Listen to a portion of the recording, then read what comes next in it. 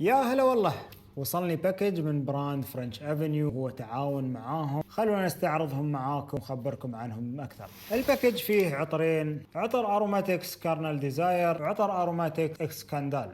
بنسوي انبوكسينج وخبركم الانطباع الاولي. بنبدا الانبوكسينج بعطر كارنال ديزاير.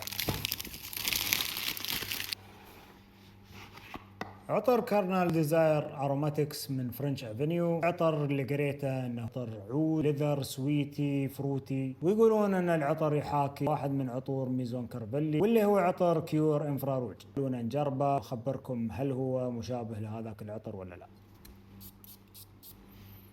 تحس ان العطر فيه افتتاحية فاكهية حمضية مع لمسات زهرية، بعدها تطلع ريحة خشبية، هذه ريحة العود مع ظهور خفيف لريحة الليذر. أشوف العطر قريب من عطر كيور انفراروج، ما أشوف أنه مطابق 100%، لكن عطر جميل. بسوي عنه تجارب أكثر، بخبركم عن رأيي فيه في فيديو منفصل إن شاء الله.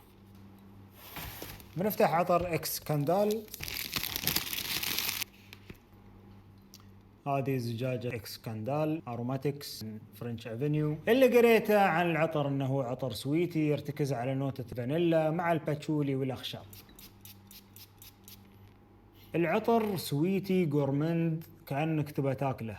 ريحة العطر باختصار اسكريم فانيلا مع شوكلت مع لمسة كراميل فوقه، كأنك رايح باسكن روبنز. هذين العطرين اللي وصلني من فرنش افنيو، تعاون منهم، مشكورين على العطور. خبروني رايكم في العطرين اذا جربتوا واحد منهم في الكومنت، وخبروني اي عطر تبوني اتكلم عنه من البراند في الفيديو الجاي. شكرا.